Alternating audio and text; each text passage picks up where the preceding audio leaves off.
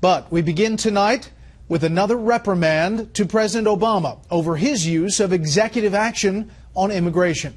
This time it is from a federal appeals court. The administration is already talking about getting the U.S. Supreme Court involved. Chief Legal Correspondent Shannon Bream looks at both sides tonight. I'm the President of the United States. I'm not the Emperor of the United States. President Obama said that in 2013 when asked about stopping deportations.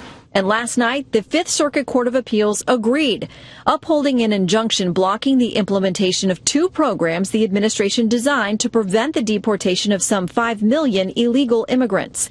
Despite more than 20 of his own statements regarding limits on his executive power, the president has been pushing those anti-deportation measures by doing what critics call an end run around Congress.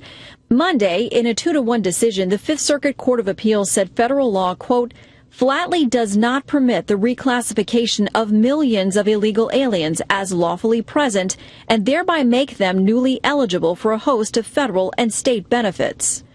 Last November, after immigration reform efforts stalled in Congress, President Obama announced both Deferred Action for Childhood Arrivals, or DACA, and Deferred Action for Parents of Americans, or DAPA. In February, a federal judge granted an injunction blocking the program, saying no administration can, quote, enact a program whereby it not only ignores the dictates of Congress, but actively acts to thwart them. Texas Governor Republican Greg Abbott, who's leading a 26-state challenge to the president's executive actions, calls the Fifth Circuit's affirmation of that decision a vindication for the Constitution. Do we have the rule of law in the United States of America, or do we not? And what this federal court of appeals said is the rule of law still applies even to the president of the United States of America. Despite the setback, the administration remains optimistic. We're quite disappointed in the decision that was rendered by the Fifth Circuit, but it does not in any way diminish the confidence that we have in the power of our legal argument. And we're looking forward to having an opportunity to making that argument again before the Supreme Court.